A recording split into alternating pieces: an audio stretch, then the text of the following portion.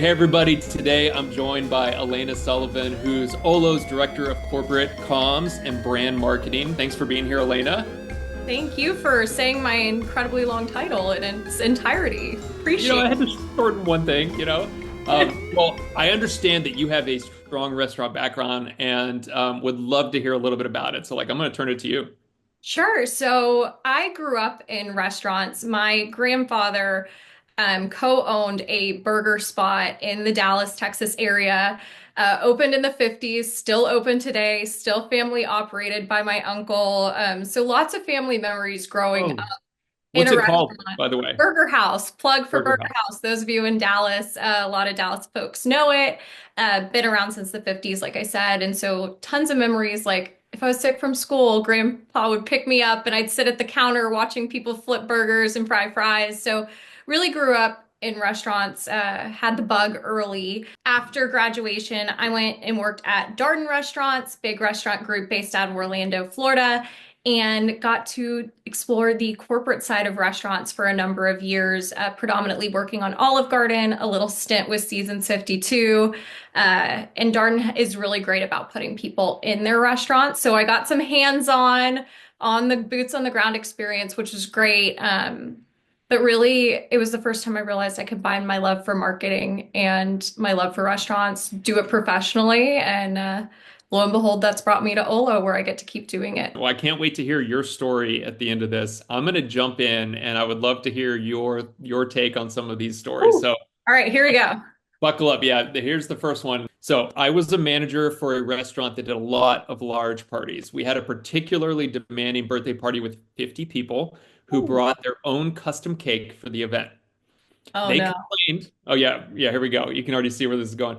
So, they complained to me midway through the meal that their server was not being responsive. And so I offered to personally serve them the rest of the meal. So I guess this was the manager. Uh, Okay. the only thing left was the birthday cake. So I loaded a large tray with the cake and all the small forks and plates and all the stuff I needed to serve it. I set the tray stand next to the table and proceeded to grab the large stack of plates off of the tray without realizing that the counterweight wasn't going to Oh be a problem. no. The very large cake. So, of course, two things happened when I did that. The cake immediately plummeted to the floor, exploded all over the people sitting closest, and the forks launched into the air, scattered over 10 feet and near the table. Luckily, nobody was hurt. And of course, I ended Okay. up comping a 50-person birthday party meal. Oh my, like the second you said custom cake early in the story, my stomach dropped. Like that's I'm one of those people that just cringes and like closes my eyes watching stuff like The Office, like the awkward humor of it all. Oh my gosh. That was good foreshadowing, though. You're right. Like you hear custom cake, it's all fancy, and yeah, I'm it's like, like oh no, that cake's coming back into play. I bet it made for some fun stories for that group, maybe. But hopefully Maybe, they were able. maybe not. Definitely some Maybe fun not. stories for the Yeah. staff for sure. You know that's folklore in that restaurant now. Agreed. And I will say this, like one lesson I learned early on when I started waiting tables was physics is real. And like if you remove too much weight on one side, it will cause a major problem very quickly. So you kind of learn that delicate balancing. And even if it's sitting on a stand, like it could still be a Oh yeah, potential those problem. stands are not sturdy at all. I think one of the things I was most impressed by, of the many things I was impressed by when I went into restaurants when I was with Darden for a week or two at a time, was how people carry trays. I felt like I was like carrying both and like I looked ridiculous and people would have just stacks and stacks and stacks, one arm swinging their way out the kitchen. So the next one, it's actually a bit horrific. So reader discretion advised. All Okay. right. Several years ago, I managed a quick service restaurant, not me actually, but I got my close friend a job as a kitchen manager at my store. He was one of the openers preparing the hot food for the start of the day. The openers had already been there for a couple of hours by the time I arrived for my 9 a.m. shift. Service was soon to start. I pulled into a parking lot to find my friend, white as a ghost, being walked out by EMS. And he passes my car window with a quick, I messed up, dude.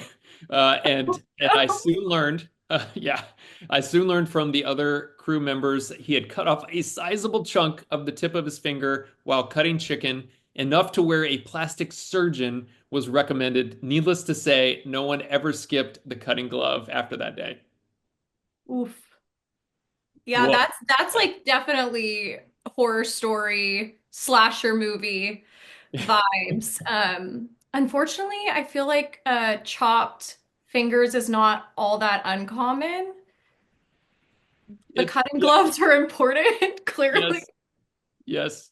There was definitely, I've definitely seen, like how cutting gloves have saved many of fingers. I've also seen like when you're using a slicer, those mechanical Oh slicers, yeah, yeah. cutting glove can get sucked into a slicer. That actually unfortunately happened to me. I didn't lose an appendage, but I did get a little scar from that little situation. So they are generally good though, especially like the chainmail ones. Those are pretty darn strong. I feel like just like scars in restaurant, it's kind of a badge of honor. Even like I dropped a bottle of wine one time at the office, the Darden offices, and the way it bounced up, it like got me right in the wrist.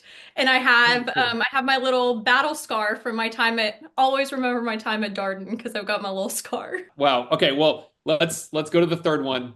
Okay. So we had these large butter bowls. It was actually margarine, by the way, the kind that had all the trans fats, and when that was kind The of a good big stuff. deal. Yeah. Yeah, of course. Yeah. Oh, yeah. Butter apparently is way better for you, but at the time, maybe nobody knew that. Okay.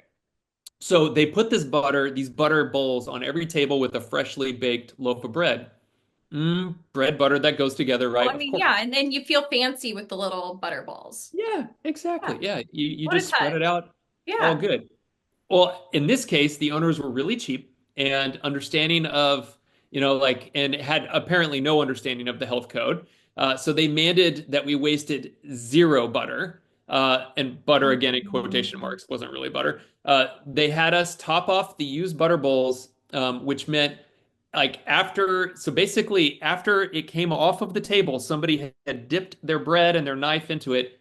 It would go back to the back and it apparently get refilled, like topped off and then on to the Oh, next table. Cringe, right? Like disgusting.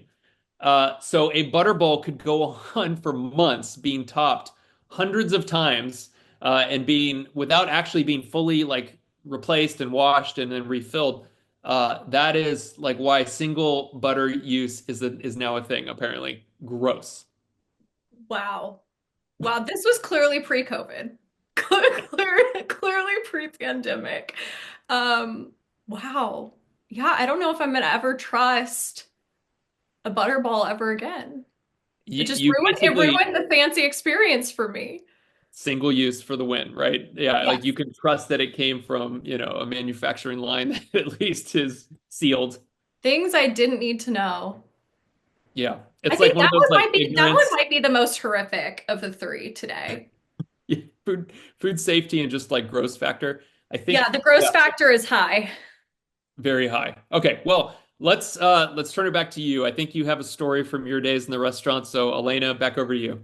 All right. So, like I said, worked for Darden Restaurants. They're really good about putting their restaurant support center staff in a restaurant, especially when they kick off. But depending on your role, you go back time and time again. So, I think it was my first or second week on the job, went to Olive Garden. I think it was my second day, so they felt like I kind of got it. And they put me on breadstick duty. Very important. This is what they're known for. Lunchtime, soup, salad, and limited breadsticks. And it's a horror story personally for me because I was the only one in charge of breadsticks, and about every 30 seconds, someone was shouting, bread! And then I could not do it. It was bread, bread, bread. I swear to you, I had nightmares of like bread. Like I'd wake up screaming bread. I I couldn't go fast enough. It was unbelievable. It was like a Tuesday or Wednesday, and I ended up counting the empty like bakery bags at the end of the shift, and it was something like 1,400 breadsticks over an like a 2, 3 hour lunch, and I'd never been so stressed. My heart rate, like the Apple Watch is telling me, like your heart rate has risen over 100 beats per minute while you appear to be inactive. Is everything okay? And I'm like, no, it's not okay. I'm so stressed. The people need their breadsticks, and I'm the linchpin that's holding it all up. The bread the bread trauma was real for you. Oh And my, were you, like literally, I had a couple stress nightmares after yeah. that, just like waking up to bread. We've Oh, gotten past that though. I can go back to Olive Garden and enjoy a breadstick. I'm going to remember your trigger word now, so I will be Yeah, careful. yeah, don't say bread. And now I'm not gonna say butterball either. That's now a trigger word. Thank you so much, Alayna, very much. Our next guest, it's going to be Matt Finch, and we'll be telling you a story where a chef calls out, but you'll never believe where he actually is calling from. Until then, Scary's off the menu. Thanks, y'all. Bye.